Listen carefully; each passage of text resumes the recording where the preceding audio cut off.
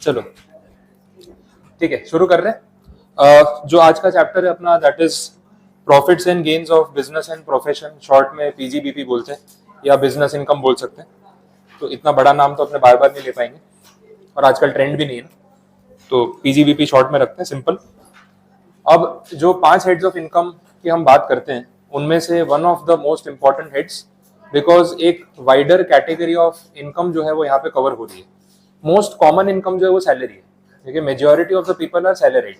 लेकिन उसके बाद जो सेकंड मोस्ट कॉमन इनकम हो सकती है, that is business or profession, या वाइडेस्ट क्लासिफिकेशन हम बोल सकते हैं। अब इसमें दो स्पेसिफिक टर्म्स के ऊपर बात कर रहे हैं, एक बोला बिजनेस और दूसरा बोला प्रोफेशन।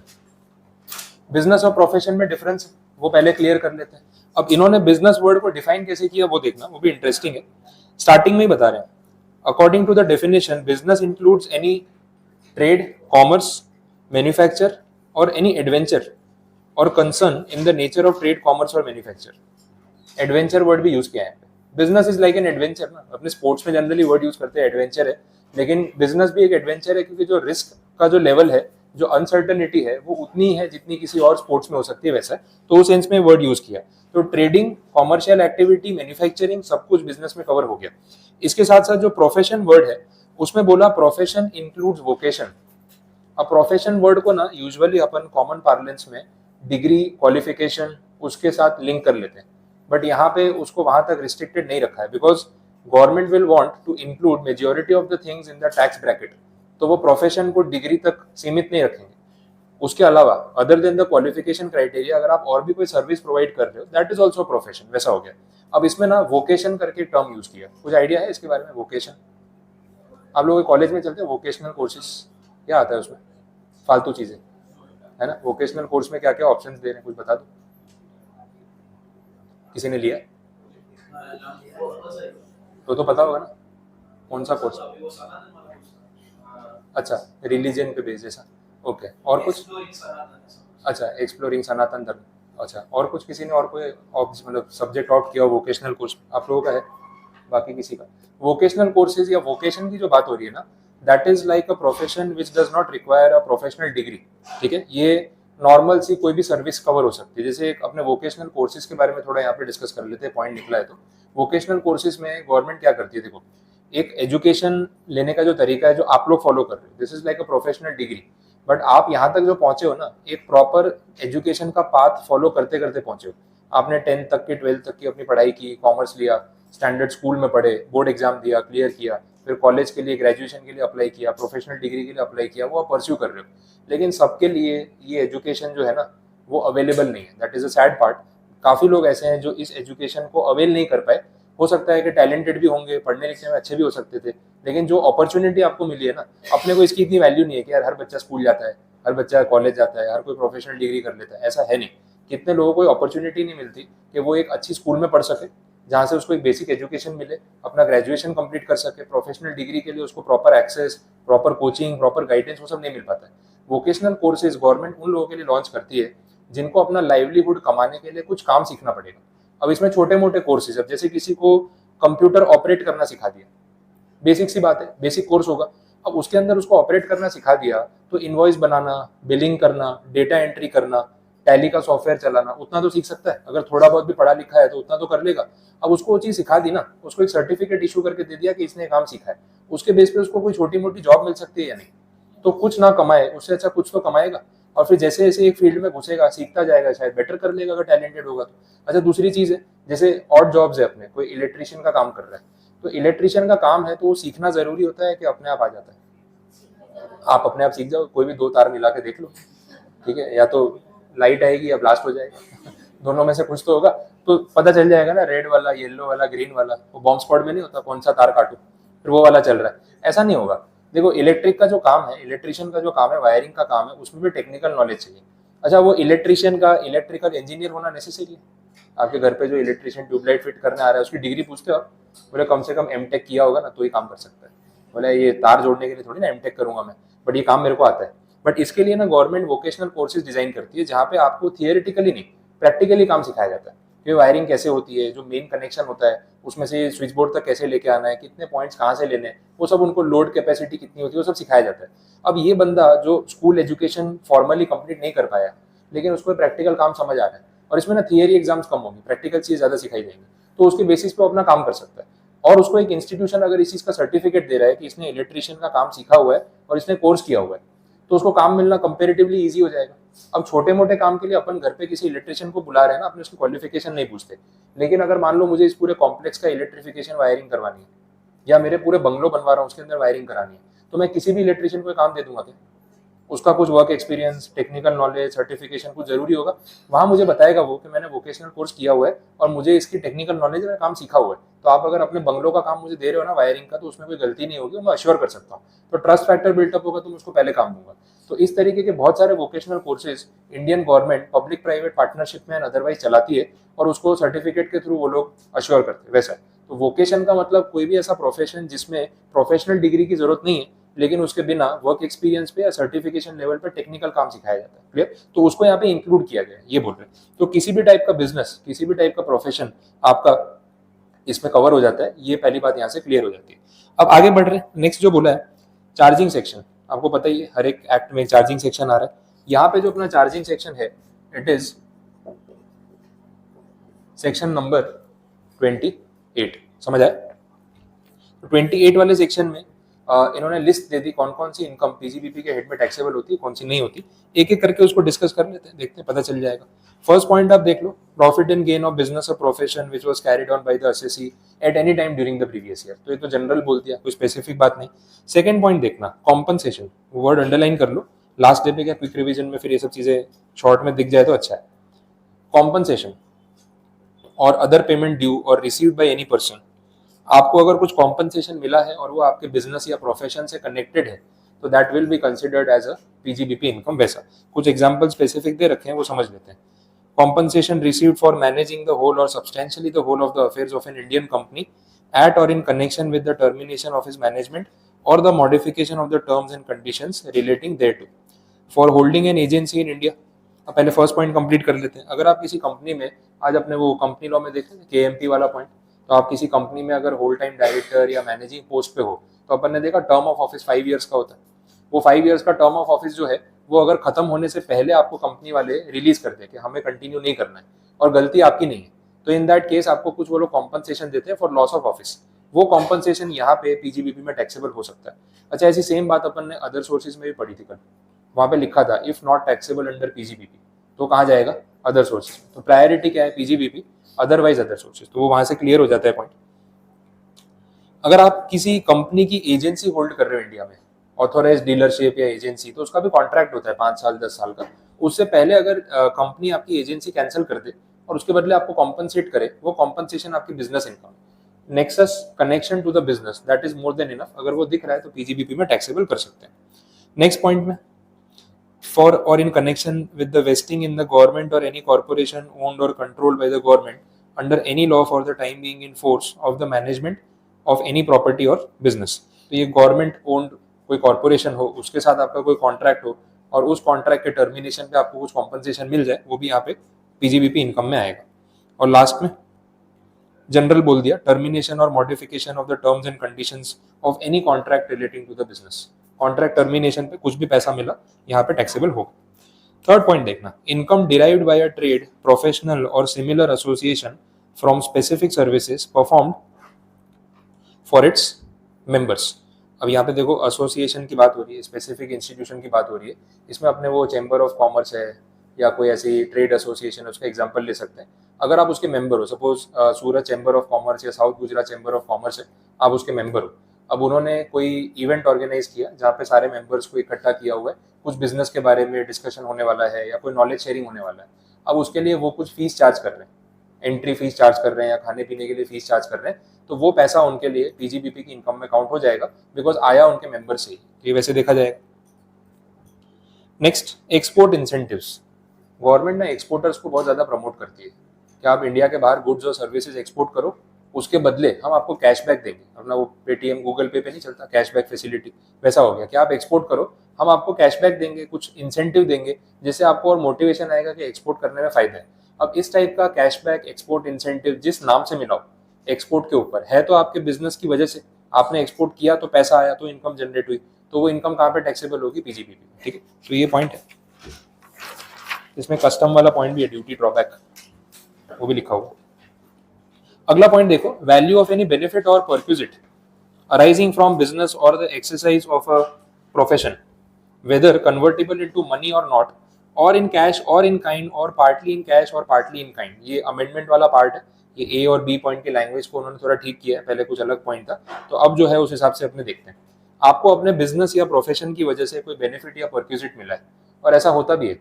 आप कोई पर्टिकुलर बिजनेस में हो, कोई प्रोफेशन में, जैसे फॉर एग्जाम्पल आप क्रिकेटर हो, ठीक है, आप क्रिकेट खेल रहे हो, पार्टिसिपेट कर रहे हो मैच में, आप सबसे अच्छा परफॉर्म किया था, प्लेयर ऑफ द मैच का अवार्ड मिलता है, तो उसमें कुछ प्राइज मनी होता है।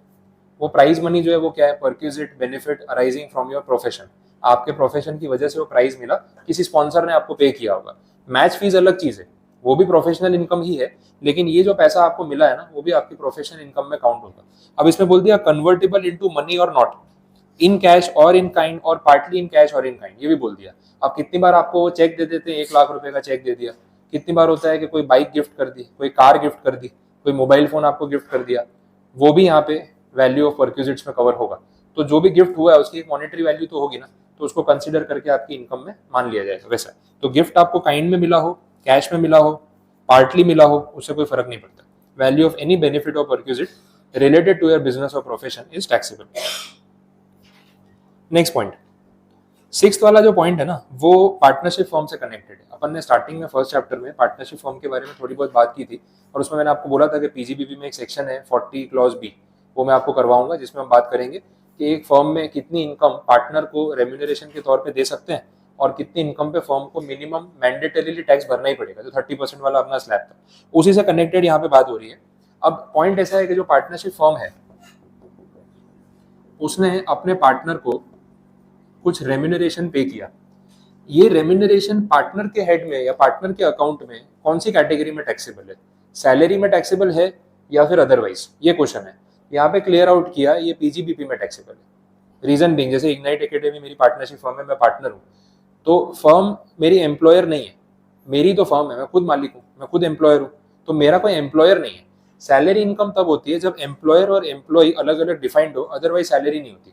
तो अगर मैं इग्नाइट एकेडमी से रेम्यूनरेशन ले रहा हूँ ना, तो ये मेरी ही फर्म है, और आपको पता है कॉर्पोरेट आइडेंटिटी नहीं होती फर्म की, this is not a separate legal entity कि ये एम्प्लॉयर और मैं एम्प्लॉय, वैसा रिलेशन नहीं है।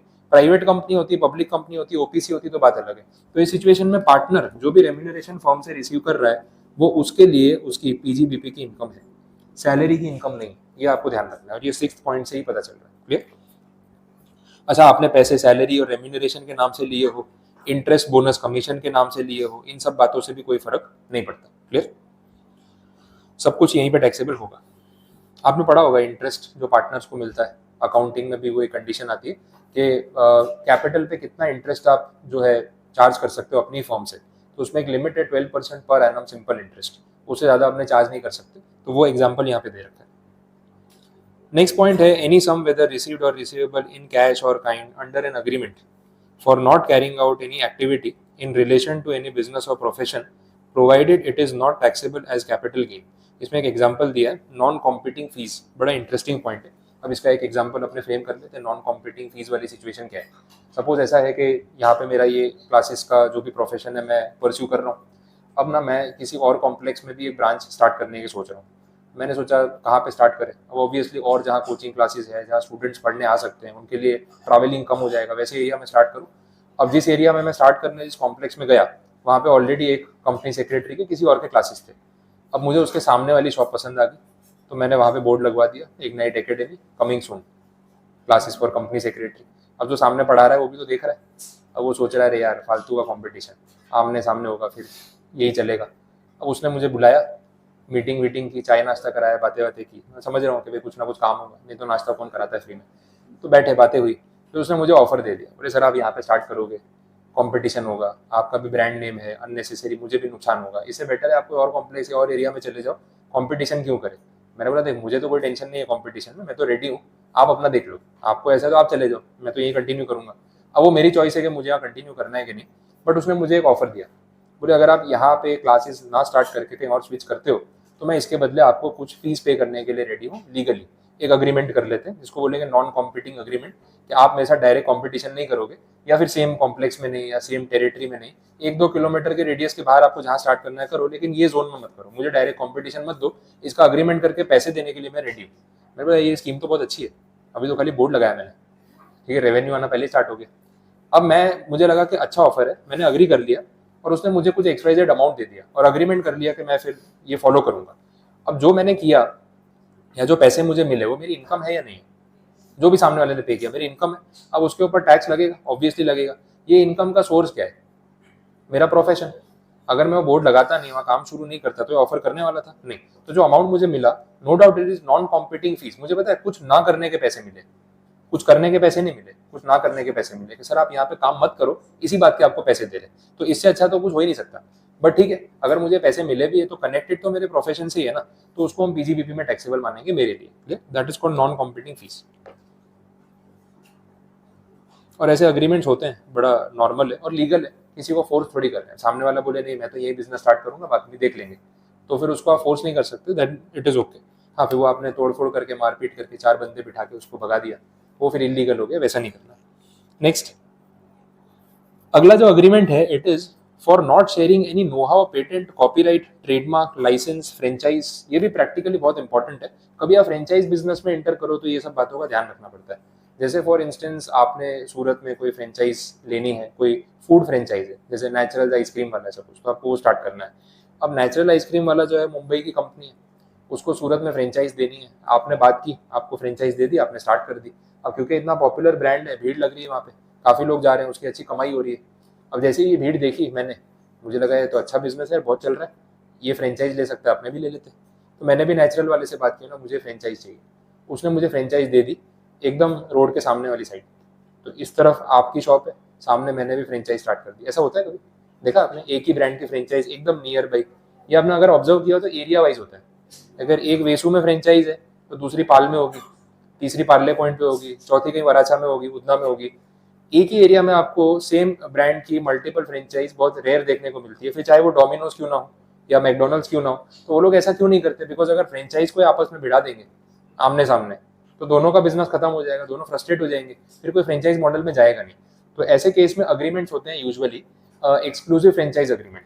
अब जैसे आपने नेचुरल वाले से फ्रेंचाइज मांगी, उसको भी बहुत ज्यादा है कि सूरत में स्टार्ट करना है, कोई फ्रेंचाइज पार्टनर वो ढूंढ रहा है, बट आपने ना उसके सामने कंडीशन रख दी कि मैं फ्रेंचाइज तो लूंगा, उसकी फ्रेंचाइज फीस पे करूंगा, but on a condition. Condition ये है कि आप सूरत में और किसी को फ्रेंचाइज नहीं दोगे, मुझे एक्सक्लूसिव फ्रेंचाइज चाहिए। अच्छा, और आउटलेट स्टार्ट करने होंगे ना तो मैं करूंगा, वो मेरी कैपेसिटी है और इन्वेस्ट करने की, बट मुझे कॉम्पिटिटर नहीं चाहिए। अगर आप इस चीज़ के लिए अग्री करते हो ना तो ही हम इन्वेस्ट करेंगे, अदरवाइज नहीं करेंगे। ऐसा आपने वो नेचुरल्स वाले के साथ कंडीशन रख दी। उसने बोला ठीक है मैं इस चीज़ के लिए रेडी हूँ, लेकिन क्योंकि आप मुझे मेरा बिजनेस एक लिमिट से आगे एक्सपांड नहीं करने दे रहे हो, मैं तो और 10 लोगों को फ्रेंचाइज दे देता, आप मना कर रहे हो ना, तो इसके बदले मैं आपसे एक्स्ट्रा फीस चार्ज करूंगा। फ्रेंचाइज फीस नॉर्मल तो है ही, exclusive agreement, non compete agreement की एक्स्ट्रा फीस चार्ज करूंगा। और मैं आपको अश्योरेंस दे रहा हूँ कि सूरत सिटी की टेरिटरी में आपके अलावा मैं और किसी को फ्रेंचाइज नहीं दूंगा। बट आपको अश्योरेंस देना पड़ेगा कि आप इन फ्यूचर आउटलेट्स बढ़ाओगे और सिंगल आउटलेट तक रिस्ट्रिक्टेड नहीं रहोगे, नहीं तो फिर उसके बाद मजबूरी में मुझे एक्सपांशन के लिए किसी को फ्रेंचाइज देनी पड़ सकती है। ऐसा कुछ अग्रीमेंट हो गया, तो इसके लिए जो एक्स्ट्रा फीस उसने चार्ज की वो उसके लिए क्या है, वो भी उसकी पीजीबीपी इनकम होगी। क्लियर? और ऐसा होता है इंटरनेशनल लेवल पे भी ऐसे अग्रीमेंट्स होते हैं। जैसे अपने इंडिया में जितने भी क्लोथिंग ब्रांड्स है ना, जो फेमस वाले ब्रांड्स है, जारा का ब्रांड है, H&M है, ये सब जो ब्रांड्स है, अब इन ब्रांड्स को इंडिया में जारा खुद ऑपरेट नहीं कर रहा है। इन ब्रांड्स को रिलायंस, टाटा, ये सब बड़ी बड़ी कंपनीज ऑपरेट कर रही है, आदित्य बिरला फैशन, ये 2-3 बड़े नाम है जो सारी क्लोथिंग लाइन चला रहे हैं। तो H&M का ब्रांड है, लेकिन H&M का ब्रांड इंडिया में ऑपरेट रिलायंस कर रहा है। इस तरीके से काम हो रहा है। जारा का ब्रांड है, वो टाटा ऑपरेट कर रहा है, वैसे चल रहा है। तो ये सब जो फ्रेंचाइज होती है, अब आप सोचो टाटा वाला है, रिलायंस वाला आउटलेट ले रहा है जारा का, तो कितने स्टोर का आउटलेट लेगा? एक फ्रेंचाइज लेगा कि मुंबई का एक स्टोर मेरा। वो पता है जारा वाले से क्या डील करेगा कि भाई इंडिया में जितने जारा के फ्रेंचाइज होंगे ना, एक्सक्लूसिव अग्रीमेंट मेरे साथ करना पड़ेगा। भाई मैं भी छोटा प्लेयर नहीं हूँ, मैं रिलायंस हूँ, मेरा भी इंडिया में बहुत बड़ा नेटवर्क है, मैं भी जो चाहे कर सकता हूँ, मुझे 1-2 दुकान से कोई फायदा नहीं होगा। लेकिन इंडिया में जारा के अगर 400 स्टोर है ना, सारे मेरे होंगे, तो ही मैं कुछ कमाऊंगा, नहीं तो क्या फायदा है? तो 1-2 दुकान की बात करनी है तो फ्रेंचाइज अग्रीमेंट मेरे साथ नहीं होगा। और अगर करना है आपको मेरे थ्रू गुड्स बेचने, आप बेचो, मैं मैनेजमेंट करूंगा, लेकिन मुझे एक्सक्लूसिव पावर चाहिए कि पूरे इंडिया में और कोई इस टाइप का अग्रीमेंट में एंटर नहीं करेगा और आप किसी और को फ्रेंचाइज नहीं दोगे। जब इस टाइप का अग्रीमेंट होता है ना, तभी फिर ये कंपनीज आगे आती है, नहीं तो नहीं आती। स्टारबक्स का एग्जांपल ले लो, स्टारबक्स जितना भी है सारा टाटा के ओन में है, उन्होंने मेंशन किया हुआ टाटा एंटरप्राइज, तो और कोई कंपनी इंडिया में स्टारबक्स मैनेज नहीं कर सकती, सिर्फ टाटा कर सकती है, उन्होंने वो कोलैबोरेशन कर रखा है। तो ऐसे एक्सक्लूसिव अग्रीमेंट्स होते हैं। क्लियर? चलो आगे देखते हैं। तो ये पॉइंट कंप्लीट हुआ, नॉन कॉम्पीट वाला एंड लाइसेंस ट्रेडमार्क वाला। अच्छा, कॉपीराइट ट्रेडमार्क में भी एग्जांपल आप ले सकते हो, पेटेंटेड टेक्नोलॉजी। ठीक है, अभी शार्क टैंक में हमने देखते हैं कितनी बार जो भी पिच करने आते हैं बोले हमने टेक्नोलॉजी पेटेंट करा दी है। अब पेटेंटेड टेक्नोलॉजी में आपके पास आगे दो ऑप्शन है, या तो अपनी खुद की फैक्ट्री सेटअप करके प्रोडक्ट बना के बेचो, या लाइसेंस दे दो।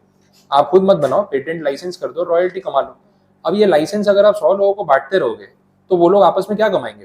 फिर तो ऐसा हो गया सेम प्रोडक्ट है, आपने उसको कमर्शियलाइज कर दिया, कमोडिटी बना दिया, हर दुकान पे मिल रहा है, अलग अलग ब्रांड नेम से, लेकिन क्वालिटी सेम है, तो कोई नहीं कमा पाएगा। तो यूजुअली जो पेटेंट अक्वायर करता है कि मैं बनाऊंगा, मैं रॉयल्टी दूंगा, वो एक्सक्लूसिव अग्रीमेंट करता है कि ये पेटेंट आप किसी और को मत देना, ये एक्सक्लूसिवली मैं ही यूज करूंगा, पूरे इंडिया में मैं ही बना के बेचूंगा, और किसी को पेटेंट मत देना, नहीं तो मेरा बिजनेस खत्म हो जाएगा। तो ऐसे अग्रीमेंट्स भी यहाँ पे कवर अप हो सकते हैं। Clear? Next, keyman insurance policy, याद आ रहा है ये पॉइंट? अदर सोर्सेज में देखा था, fair market value of inventory as on the date of conversion.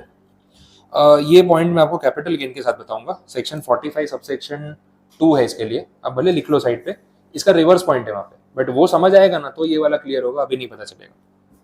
Any sum receive from transfer or destruction of any capital asset, इसमें आपको एक सेक्शन दिख रहा है 35 AD, वो इसी चैप्टर का पार्ट है, जब वो आएगा ना तब ये पॉइंट कवर होगा, तब तक नहीं होने वाला है। चलो, तो सेक्शन 28 आपका इसके साथ कंप्लीट हुआ। अब थोड़ा आगे बढ़ते हैं। एक टर्म है स्पेक्यूलेशन बिजनेस, लैंग्वेज पे नहीं जा रहा हूँ, सिर्फ मीनिंग बता रहा हूँ। स्पेक्यूलेशन बिजनेस में क्या होता है, सिर्फ मीनिंग लेवल पे इसको देख लेते हैं। स्पेक्यूलेशन का जनरल मतलब पता है, कोई वर्ड सुना है? स्पेक्यूलेशन, स्पेक्यूलेटिव ट्रांजैक्शंस, कुछ आइडिया? किस टाइप के ट्रांजैक्शंस को स्पेक्यूलेशन बोलते हैं? Gambling. Speculation means uncertainty, gambling, आपको नहीं पता क्या होने वाला है, दैट इज स्पेक्यूलेशन। अब कौन से बिजनेस को स्पेक्यूलेटिव बिजनेस बोलते हैं और कौन से बिजनेस को नॉन स्पेक्यूलेटिव, वो डिफरेंशिएट करवा रहा हूँ। जैसे सपोज ऐसा है, अभी मैं आपको पढ़ा रहा हूँ, ये मेरा प्रोफेशन है, ये स्पेक्यूलेटिव है कि नॉन स्पेक्यूलेटिव है? मतलब ये सर्टन बिजनेस है या रिस्क वाला है? रेवेन्यू के पॉइंट ऑफ व्यू से आपको सोचना है, सर्टन है। आपको मैं पढ़ा रहा हूँ तो क्या पढ़ा रहा हूँ वो डिफाइंड है, आप उसके बदले मुझे क्या फीस पे कर रहे हो वो भी डिफाइंड है, तो आप कब मुझे कितना अमाउंट इंस्टॉलमेंट में वन टाइम पे करने वाले हो, दैट इज सर्टन। तो जैसे ही मैंने आपका एडमिशन कंफर्म किया, मेरा रेवेन्यू कंफर्म हो गया ना, अब इसमें कोई स्पेक्यूलेशन नहीं कि कल कम हो जाएगा बढ़ जाएगा, भाई जितना कमिटमेंट है आप उतना पे करोगे, मैं अपना पढ़ाऊंगा, सीधी बात है। इस टाइप के बिजनेस को या प्रोफेशन को हम नॉन स्पेक्यूलेटिव बोलेंगे। लेकिन ऐसे बिजनेसेस जहाँ पे रिटर्न की कोई गारंटी नहीं है, प्लस माइनस कुछ भी हो सकता है, उसको क्या बोलेंगे? That is speculative. अब कौन से ऐसे बिजनेस आपको लग रहे हैं जो स्पेक्यूलेटिव हो सकते हैं? बेटिंग, गैम्बलिंग, कसिनो और स्टॉक मार्केट, जहाँ पे कोई श्योरिटी थोड़ी ना है, रिटर्न किस तरफ जाएगा क्या पता। पेटीएम वाली हालत भी हो सकती है, IRFC भी हो सकता है, टाटा पावर भी हो सकता है, कौन से स्टॉक में लगा है मालूम नहीं है। तो जो स्पेक्यूलेटिव ट्रांजेक्शन है वो कैसे है कि कोई कैलकुलेशन, कोई पैरामीटर, कोई श्योरिटी नहीं है। बिजनेस और प्रोफेशन में जहाँ पे मैंने गुड्स बेचा है, मैन्युफैक्चर किया, ट्रेडिंग किया, सर्विस किया, मुझे पता है कस्टमर इतना पे करेगा ना, नॉन स्पेक्यूलेटिव। जहाँ नहीं पता है वो स्पेक्यूलेटिव। तो ये सिंपल बाइफर्केशन है, इसका इम्पैक्ट यहाँ पे कैलकुलेशंस में आगे जाके पड़ता है, इसलिए इसको डिफाइन करना नेसेसरी। तो अभी सिर्फ मीनिंग लेवल पे बात कर रहे हैं, ये आंसर फिर चैप्टर के एंड में अपने एक बार फिर से देख लेंगे, तब ट्रांजेक्शन्स आपको समझ आ जाएंगे, और कहीं ना कहीं आपके सिक्योरिटी लॉ वाले टर्म्स इसमें मिलने वाले, तो रिलेट भी करवा दूंगा। नेक्स्ट आंसर सिंपल है, income earned in cash or in kind, क्या फर्क पड़ता है? टैक्सेबिलिटी तो आने वाली है।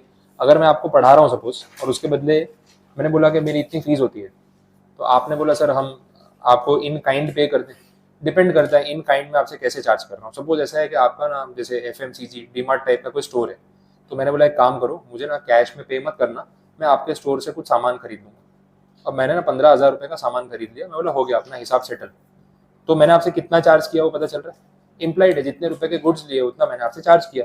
तो इन कैश और इन काइंड उससे फर्क नहीं पड़ता, इनकम तो मानी जाती है। सिंपल कंडीशन होगी, वर्ड टू वर्ड नहीं जा रहा हूँ यहाँ पे, कोई नीड नहीं है।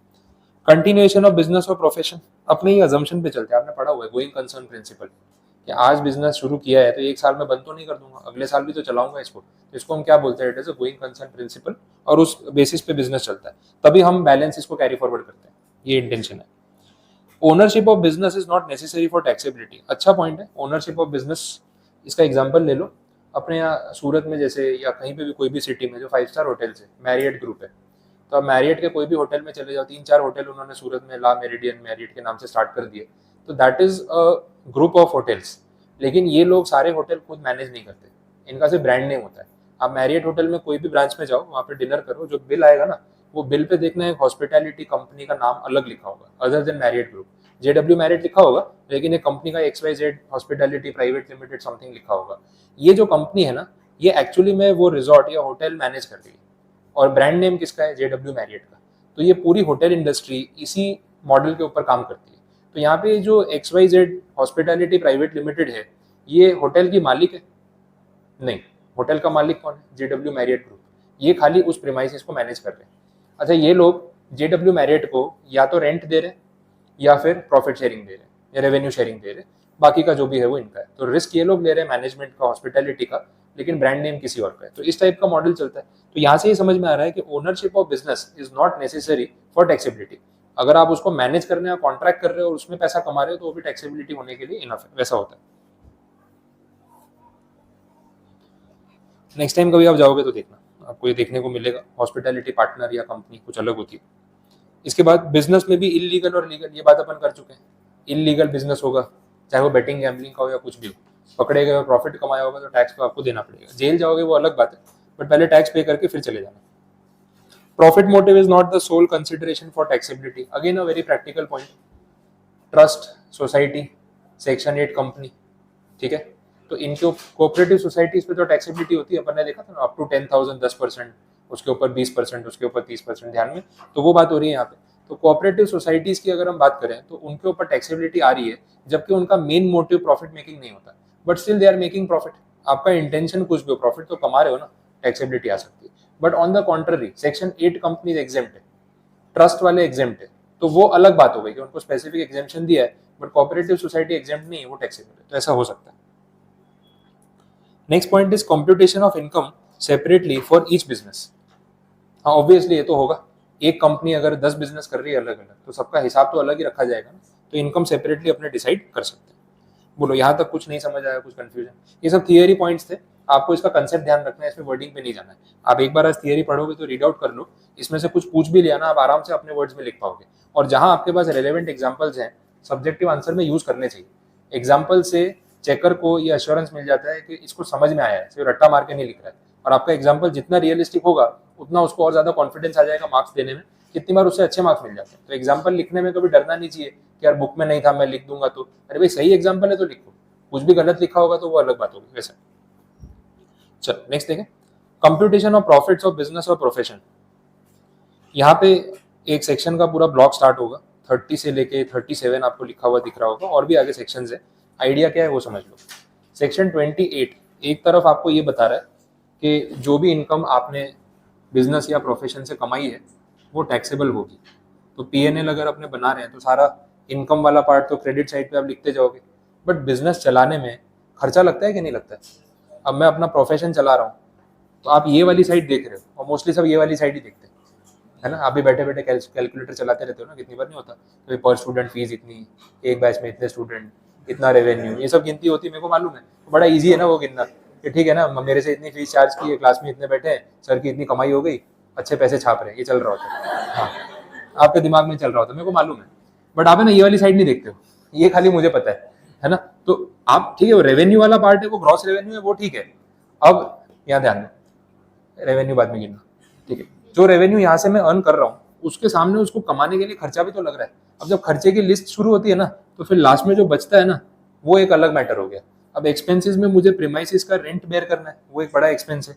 रेगुलर जो इलेक्ट्रिसिटी का बिल आ रहा है वो बेयर करना है। आपको जो मैं ये नोट्स मटेरियल प्रोवाइड कर रहा हूँ, तो मेरा जेरोक्स का खर्चा हो रहा है, स्टाफ सैलरी हो गई, इंटरनेट का एक्सपेंस हो गया, ये सब चीजें हो गई, बहुत कुछ आ जाता है। सोसाइटी का मेंटेनेंस हो गया, क्लीनिंग स्टाफ की सैलरी हो गई। तो ये सब जब हटा रहे हैं, उसके बाद क्या बच रहा है, वो मैं घर लेके जा रहा हूँ। तो वो भी कहाँ घर लेके जा रहा हूँ, उसमें पहले इनकम टैक्स वाले आ जाते हैं, लाओ 30%। तो वो 30% काटने के बाद जो थोड़ा बहुत बचता है, फिर वो हम लोग बांट लेते हैं। आ रहा है समझ में? तो ये इनकम पे टैक्स लगाना है, तो सामने एक्सपेंसेस का बेनिफिट भी तो देना पड़ेगा। डिपार्टमेंट इसको टैक्सेबल नहीं कर रहा है, इसको टैक्सेबल कर रहा है। ये चीज क्लियर हो रही? तो ये सारे खर्चे कौन कौन से अलाउड है, कौन से नहीं है। देखो, अगर इसमें कोई लिस्ट नहीं बनाएंगे ना, मैं तो मेरे घर के खर्चे भी क्लेम कर लूंगा, ठीक, घर पे राशन भरा है ना, वो खर्चा भी क्लेम कर लूंगा। तो बोला इसका ना लिमिटेशन सेट करनी पड़ेगी, कौन कौन से एक्सपेंसेस डिडक्टिबल है। वो रेंज यहाँ पे दे रखी है सेक्शन नंबर 30 से लेके 37 के बीच में। तो ये पूरी एक्सपेंसेस की लिस्ट है।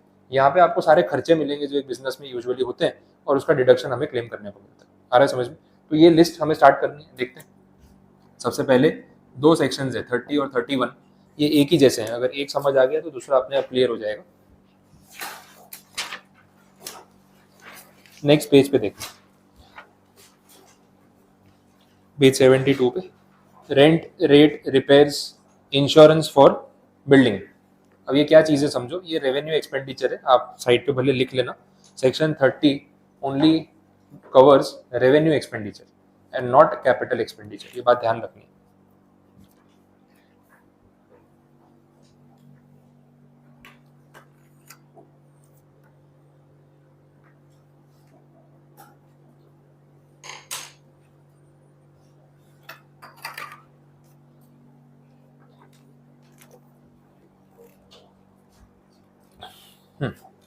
Section 30, this only covers revenue expenditures connected to your office premises.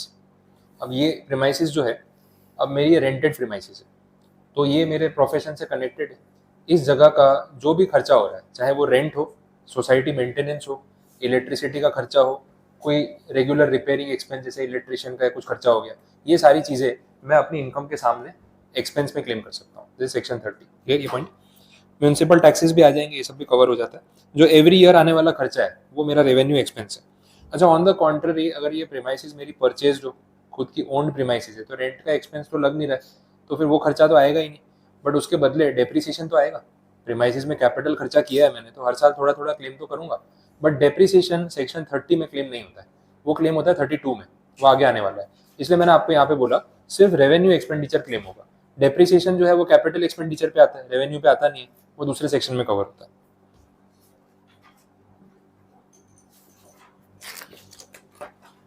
Next section number 31, same section, asset change हो गई, अब बिल्डिंग के बदले आ गई प्लांट एंड मशीनरी, फर्नीचर। ठीक है, तो फर्नीचर से रिलेटेड जो खर्चा है वो 31 में जाएगा, बिल्डिंग से रिलेटेड खर्चा 30 में जाएगा। लेकिन यहाँ पे भी रेवेन्यू एक्सपेंडिचर की ही बात हो रही है, कैपिटल की नहीं, क्योंकि कैपिटल पे आता है डेप्री और उसका एक कॉमन सेक्शन है 32, जो आगे देखने वाले हैं। बोलो, कोई कंफ्यूजन इसमें? क्लियर हुआ? अच्छा, इसके पहले बीच में एक सेक्शन है 38 नंबर, deduction of expenses on the basis of usage. अगर आप कोई भी प्रीमाइसिस बिजनेस पर्पस के साथ साथ प्राइवेट पर्पस के लिए भी यूज कर रहे हो, कितनी बार ऐसा होता है लोग अपने बंगलों में ही ना ऑफिस बना देते हैं। ठीक है, मेरा घर है, ग्राउंड टच घर है, मैंने क्या किया, ग्राउंड फ्लोर पे पूरा ऑफिस बना दिया, और वहीं से या तो मैं सीएस की प्रैक्टिस कर रहा हूँ तो मैंने अपनी फर्म बना दी, या कोचिंग क्लास है, मुझे एक दो रूम की जरूरत थी, मैंने वहीं बना दिए। अब ऊपर के फ्लोर पे मेरा घर है और नीचे के फ्लोर पे क्लासेस है, तो ट्रांसपोर्टेशन का कोई इशू ही नहीं है, उसी प्रीमाइसिस को यूज कर रहा हूँ। अब यहाँ पे अगर आप देखो तो जो पूरी प्रॉपर्टी है वो उसका यूज डुअल यूज है, एक कमर्शियल और एक रेसिडेंशियल। तो अब जो खर्चा हो रहा है, जैसे वो क्लास यूज कर रहा हूँ, वहाँ पे ऑफिस यूज कर रहा हूँ, तो इलेक्ट्रिसिटी का बिल तो वहाँ पे भी आ रहा है, उस जगह का भी डेप्रिसिएशन होगा। उस जगह को अगर मैंने मान लो एक बंगलो किराए पे ले रखा है, उसी में रह रहा हूँ, उसी में ऑफिस है, तो रेंट भी तो जा रहा है, तो कुछ तो एक्सपेंस क्लेम करने को मिलना चाहिए, पूरा डिसअलाउ कर दे। और अगर पूरा अलाउ कर दिया तो भी गलत हो गया, तो यहाँ पे प्रोपोर्शनेट कैलकुलेशन होगा। अब प्रोपोर्शनेट कैलकुलेशन करेंगे कैसे? तो बोला देखो, अगर रेंट की बात है तो कारपेट एरिया के बेस पे डिवाइड कर लो, कितना कारपेट एरिया ऑफिस पर्पस के लिए यूज कर रहे हो, कितना घर के लिए। अच्छा, इलेक्ट्रिसिटी का बिल, कितने पॉइंट आपके ऑफिस वाले एरिया में लगे हुए हैं, इलेक्ट्रिसिटी के जो पॉइंट्स होते हैं कि भाई कितने प्लग लगे हुए हैं, कितने आपके घर में लगे हुए हैं, वैसे रेशियो में डिवाइड करना पड़ेगा, तभी जाके कैलकुलेशन हो पाएगा। बट सेक्शन 38 सिंपली ये बोलता है कि आप इस चीज को प्रो रेटा बेसिस पे या प्रोपोर्शनेट बेसिस पे बांट सकते हो और पार्टली क्लेम कर सकते हो, उसमें कोई डिनायर नहीं। ठीक है, तो ये 38 वाली स्टोरी होगी। तो 30, 31 और 38 ये तीन सेक्शन अपन ने कवर किए। आपको अगर लैंग्वेज देखनी है 2 मिनट लेके आप गो थ्रू कर लो, कुछ नया पॉइंट मिले, कुछ कंफ्यूजन हो तो पता चल जाए, फिर आगे बढ़ते हैं। तीनों पढ़ लो, 30, 38 और 31।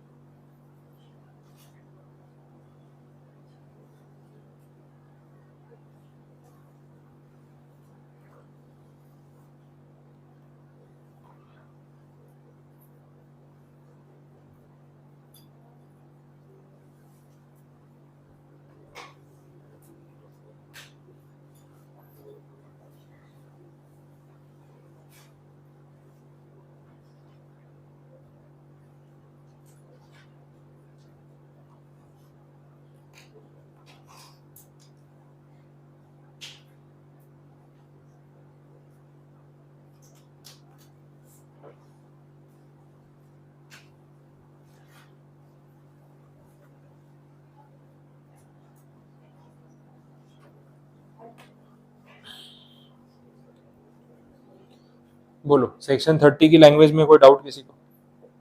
रिलेट हो रहा है? बाकी भी देख लो 38 में।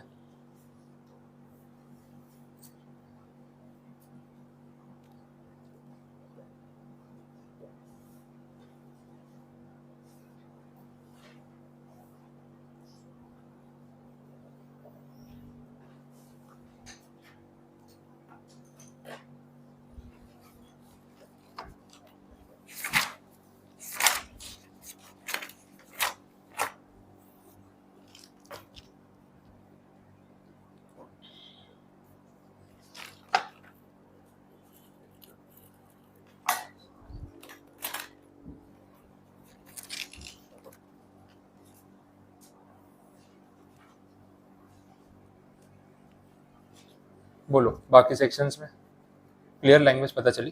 तो 3 सेक्शन आपके यहाँ पे कंप्लीट हुए। इसके बाद जो सेक्शन आ रहा है दैट इज डेप्रिसिएशन। तो डिटेल्ड है, इस चैप्टर में एक इंपॉर्टेंट सेक्शन है ये। थोड़ा बहुत इसका इंट्रोडक्शन देख लेते हैं। तो डेप्रिसिएशन के बारे में वैसे आपने अकाउंटिंग में पढ़ा हुआ है, तो बेसिक थोड़ा बहुत आइडिया हो गई। Income tax point of view से इसको हमें एक बार यहाँ पे डिस्कस करना है। तो डेप्रिसिएशन जो है वो कोई भी फिक्स असेट पे आप क्लेम कर रहे हो, क्योंकि एक साथ आपका खर्चा हो चुका है कैपिटल असेट के ऊपर, तो वो सारा एक्सपेंस एक साथ आपको डिपार्टमेंट क्लेम करना अलाउ नहीं करता है। वो बोलते हैं भाई आपने एक असेट खरीदी जिसकी लाइफ 10 साल है, तो उसका खर्चा भी तो 10 साल में क्लेम करो ना, पूरा एक ही साथ दे देंगे तो फिर टैक्स तो वसूल हो ही नहीं पाएगा।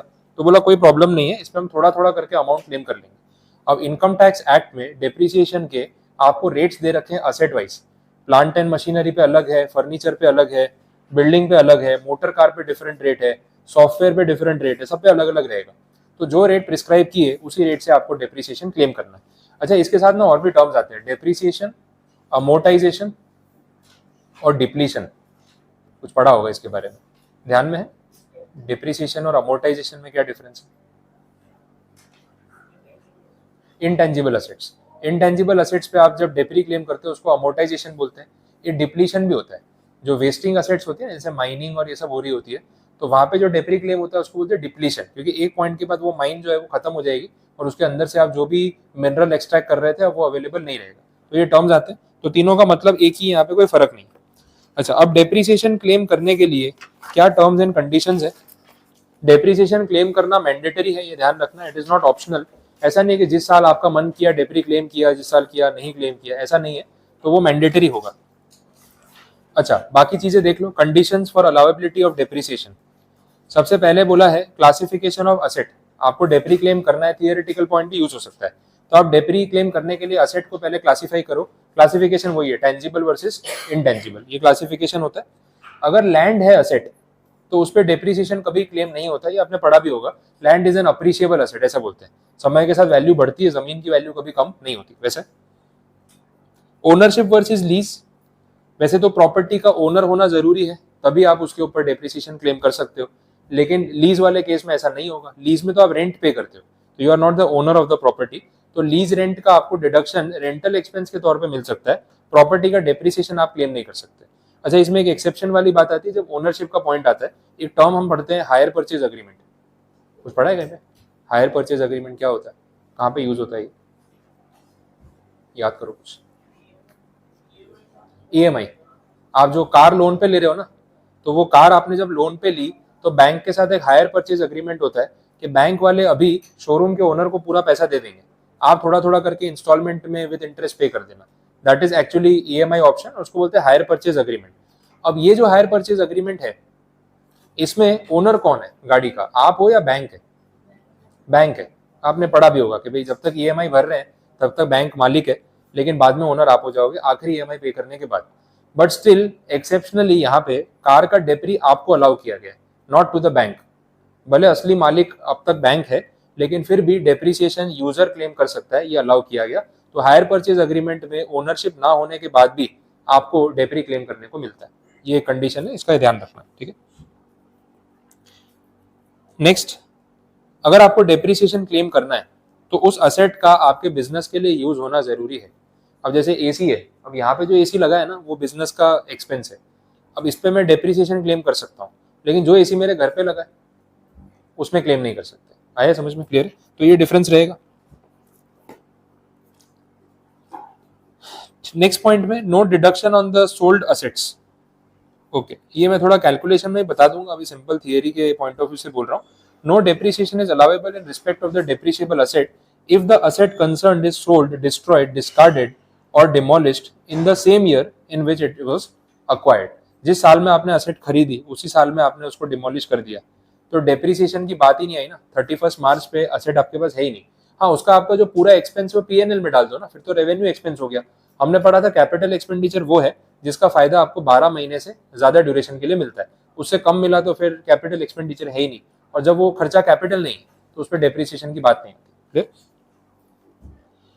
अगले पॉइंट में मेथड बता रखी है, कुछ याद आ रही? SLM method, reducing balance method. ये रिड्यूसिंग बैलेंस मेथड है, तो नॉर्मली बोला डेप्री रिड्यूसिंग बैलेंस मेथड के ऊपर क्लेम होता है, एसएलएम पे नहीं होता। लेकिन कुछ एंटिटीज है जैसे पावर जनरेटिंग यूनिट्स हैं, इलेक्ट्रिसिटी जनरेटिंग यूनिट्स है, इनके ऊपर एसएलएम मेथड से डेप्री चार्ज हो सकता है, एक्सेप्शनली उनको अलाउ किया वैसे पॉइंट। नेक्स्ट पॉइंट देखो, इसमें एक अगेन इंपॉर्टेंट कंडीशन कैश को लेके। अगर आपने कोई कैपिटल एसेट परचेज की है जिसपे आप डेप्रिसिएशन क्लेम करना चाहते हो इन फ्यूचर, पेमेंट कैश में मत करना अगर असेट की वैल्यू 10,000 रुपए से ऊपर है। 10,000 रुपए तक की असेट कैश में खरीद सकते हैं बिल के साथ। 10,000 से ऊपर की असेट कैश में खरीदी तो उस पर डेप्री डिसअलाउ हो जाएगा। ये क्यों कर रही है गवर्नमेंट? कैश एक्सपेंसेस को रिड्यूस करने के लिए। आपको पेमेंट करना है चेक से कर दो, क्यूआर कोड स्कैन कर दो, ऑनलाइन ट्रांसफर कर दो, बैंक ट्रांसफर कर दो, लेकिन कैश नहीं चलेगा। कैश और कैश इक्विवेलेंट्स नहीं चलेंगे, ये डिनाई किया हुआ है। एक लिमिट तक अलाउड है 10,000, उसके ऊपर नहीं। वैसे अब मैं एयर कंडीशनर खरीद रहा हूँ, 50,000 का एसी है, कैश नहीं दे सकता। कैश चलेगा, मैंने दे दिया, बट फिर इसका डेप्री नहीं मिलेगा, खर्चा क्लेम करने को नहीं मिलेगा, वो प्रॉब्लम आती है। पहले लिमिट 20,000 थी बहुत साल पहले, फिर इसको रिड्यूस करके इन्होंने 10,000 कर दिया। अकाउंट पे ही चेक चलेगा, लेकिन क्रॉस चेक और विदाउट नेम जो चेक होता है अपना बेरर चेक, वो नहीं चलेगा। अकाउंट पे ही चेक और क्रॉस चेक में भी डिफरेंस होता है। क्रॉस चेक में क्रॉस तो किया है लेकिन किसी का नाम नहीं है। बेरर चेक तो कोई भी कैश निकाल सकता है, तो वो तो कैश के बराबर हो गया। अकाउंट पे ही चेक मतलब जिसका नाम लिखा है उसी के अकाउंट में जाएगा, तो वो वैलिड मेथड है, ऐसा बोला हुआ है। ऑनलाइन पेमेंट सब चलेंगे, उसमें प्रॉब्लम नहीं है। और लास्ट पॉइंट में depreciation in case of predecessor and successor entity. Predecessor successor में ऐसा हो गया कि जैसे पार्टनरशिप फर्म है या एलएलपी है, मैं एलएलपी चला रहा था, साल के बीच में मैंने एलएलपी किसी को बेच दी और अब मेंबर्स चेंज हो गए। तो अब जब साल के एंड में रिटर्न फाइल होगा ना, तो 2 रिटर्न फाइल होंगे, एक प्रीडिसेसर एलएलपी जो हम लोग थे और एक सक्सेसर एलएलपी जो आप लोग, पुराने ओनर्स नए ओनर्स। और साल का एक हिस्सा हम ओनर थे, एक हिस्सा आप ओनर थे, तो रिटर्न दोनों फाइल करेंगे। डेप्रिसिएशन कौन क्लेम करेगा एलएलपी की असेट्स पे? आप क्लेम करोगे या मैं, या प्रोपोर्शनेट कर ले? प्रोपोर्शनेट करना पड़ेगा। यहाँ पे डे वाइज प्रोपोर्शनेट होगा। सपोज मैंने आपको एलएलपी ट्रांसफर कर दी 15 अगस्त को, तो 1 अप्रैल से 15 अगस्त या 14 अगस्त तक का डेप्री मेरा, 15 अगस्त से अगले 31 मार्च तक का डेप्री आप क्लेम करोगे। ऐसे 2 पार्ट में वो डिवाइड हो जाएगा। ये डेप्रिसिएशन का कैलकुलेशन का मेथड यहाँ पे इन्होंने बताया, इन प्रीडिसेसर एंड सक्सेसर एंटिटी। तो ये पार्टनरशिप फॉर्म में हो सकता है, बिजनेस में हो सकता है, एलएलपी में हो सकता है, एनीवेयर। मर्जर, डीमर्जर, अमालगमेशन में भी यही लॉजिक यूज होता है, सिंपल। नेक्स्ट पेज पे आप देखो, आपको डेप्रिसिएशन के रेट्स दे रखे हैं। ये आज के लिए आप एक बार पढ़ के आ सकते हो, मैं कल डिस्कस कराऊंगा वापस, बट पढ़े हुए होंगे तो थोड़े याद हो जाएंगे। ये क्वेश्चन में मोस्टली वो लोग रेट दे देते हैं, बट जो एकदम पॉपुलर वाले होते हैं कितनी बार नहीं भी दिए होते, तो रेट याद नहीं होंगे एग्जाम में तो प्रॉब्लम हो सकता है। तो बेटर है आप उसको एक बार पढ़ लो, फिर अपने भी डिस्कस कर लेंगे, और यही रेट फॉलो करना होता है। अब एक लास्ट पॉइंट बता देता हूँ कंप्यूटेशन वाला, फिर अपने एंड करते हैं, बाकी चीजें फिर कल देखेंगे। ये जो डेप्रिसिएशन कैलकुलेट करने का तरीका है ना, उसमें आपको काफी प्रैक्टिकली रिलीफ दिया गया है यहाँ पे, वो समझो कैसे होगा।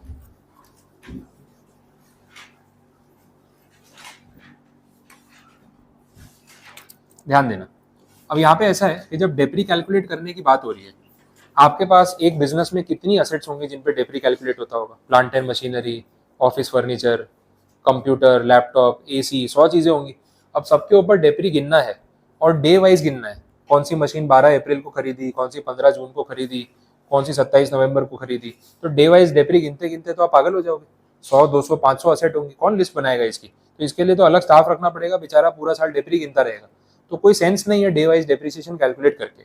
इन्होंने ऐसा बोला कि कैलकुलेशन के पॉइंट ऑफ व्यू से हम क्या करेंगे, लमसम कैलकुलेशन करेंगे, क्योंकि at the end of the life of asset पूरा डेप्री तो मिल ही जाने वाला है। थोड़ा कम ज्यादा क्लेम कर लिया, क्या फर्क पड़ गया? कोई उससे फर्क नहीं पड़ेगा। कैलकुलेशन में अननेसेसरी टाइम मत वेस्ट करो। ओवर एक्यूरेसी भी अच्छी चीज नहीं होती, ये हमेशा ध्यान रखना। जितनी नीड है उतना एक्यूरेटली काम करो, उससे ज्यादा करने जाते हो तो टाइम वेस्ट है, ये ध्यान रखना है। यहाँ पे ऐसे ही बोला एक क्राइटेरिया सेट कर देते हैं, कोई भी असेट अगर आपने पूरे साल में 180 दिन या उससे ज्यादा दिन के लिए यूज किए तो आप उसमें फुल डेप्रिसिएशन उस साल में क्लेम कर लो। जैसे अगर मान लो 15% का डेप्री का रेट है सपोज, तो 15% पूरा डेप्री क्लेम कर लो, कोई मना नहीं कर रहा।